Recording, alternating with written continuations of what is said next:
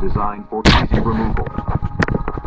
Instructions on the outside of the train tell rescue workers how to use a fire axe to strip away window frames.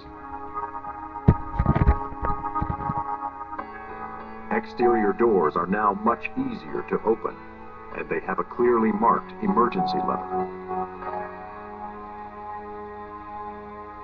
I think everybody's affected by what they see at these incidents. I don't care how strong or how great you think you are, you're affected forever by these incidents. I've been in the fire service 32 years, and I've seen some pretty horrific things. And I think that night that you see an incident like this, no one comes away that's not unchanged.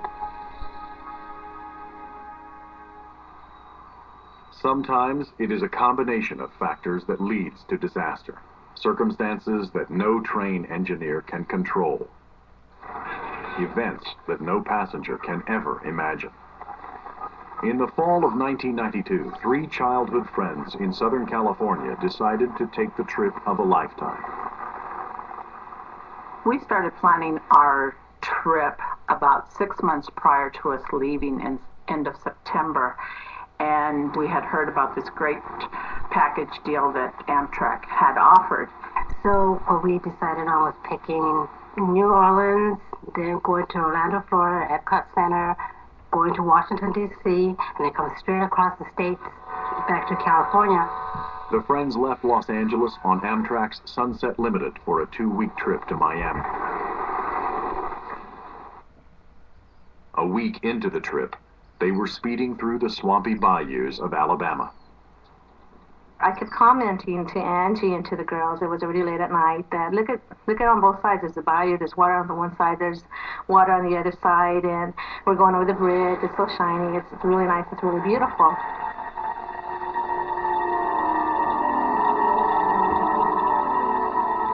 The passengers on the Amtrak Sunset Limited, all 220 people, were in the dark about the danger on the rails ahead.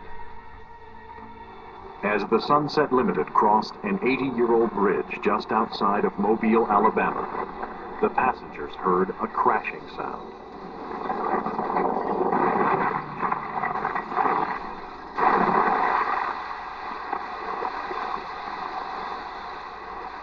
I knew we had wrecked only because, the whole train was just going crazy.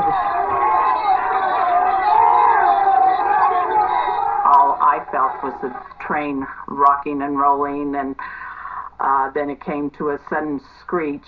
I saw a car in front of us on fire. I saw fire through the doors, and then it disappeared. In an instant, a peaceful train ride across country was transformed into a fiery nightmare. 3 of the cars hurtled off the bridge, down into the alligator and snake-infested waters.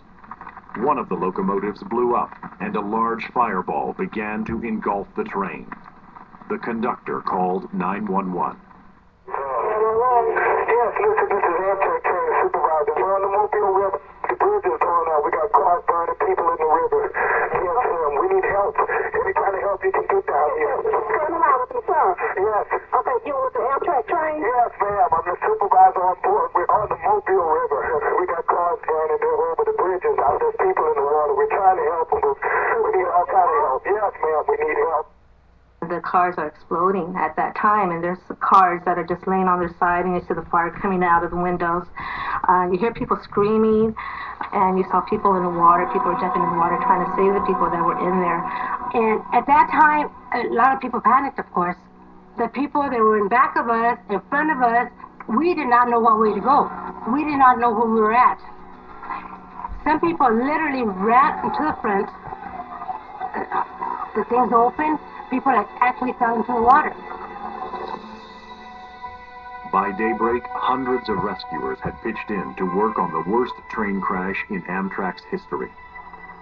Seasoned investigators, people who have seen countless wrecks, were shaken by the scenes in the bayou. And when we saw it, we just couldn't believe it. Cars submerged, cars in the water, bodies being collected on a barge. Never seen anything like it. It's just unbelievable.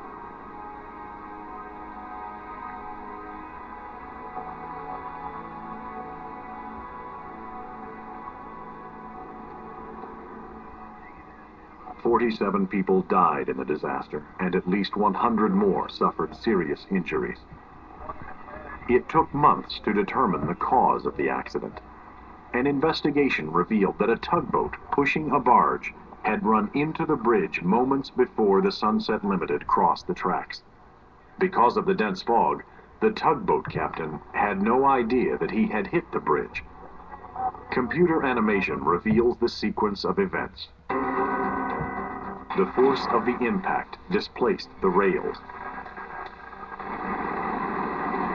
Moments later, the Sunset Limited struck the misaligned rails and launched into the air, plunging into the murky waters of the bayou. The train was moving at over 80 miles an hour. There was nothing the engineer could do. The locomotive hit the end of the girder, launched into the air, and drove itself 50 feet into the mud on the far side of the bayou.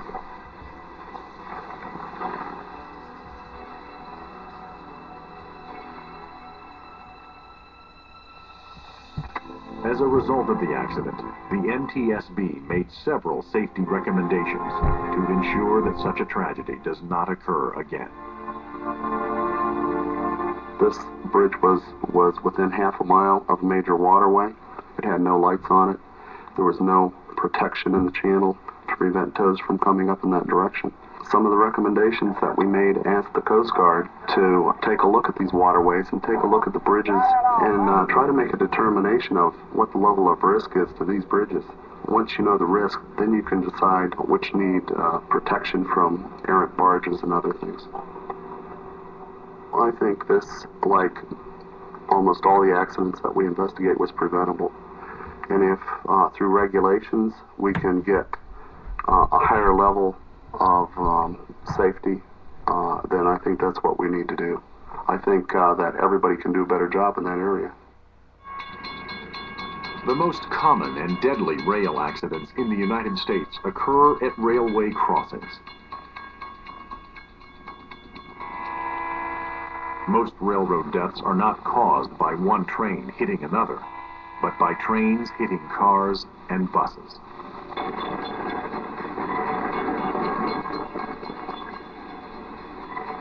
But people ignore the danger.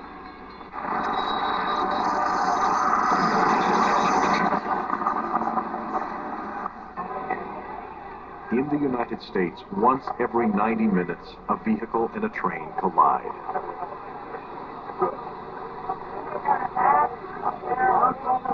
In 1996, there were over 4,000 rail crossing accidents. 472 people were killed, and over 1,500 were seriously injured. Even though warning signs are everywhere, many people just ignore them.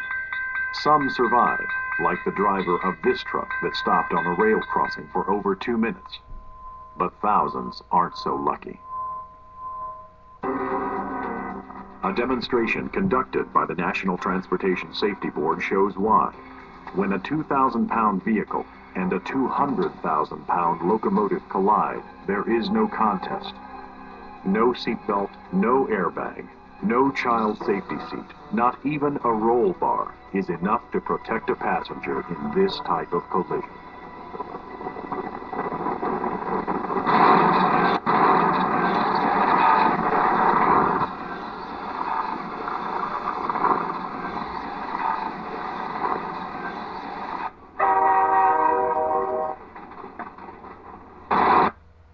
What it comes down to is the train traveling at 40 miles an hour is very, very massive. And a 1,000 or 2,000, 3,000 pound automobile doesn't have a chance under those conditions. That's why we have so many devastating grade crossing accidents. But the comparison that I like is a train hitting an automobile at a grade crossing from 40 miles per hour is about the same as you hitting a sparrow in your automobile.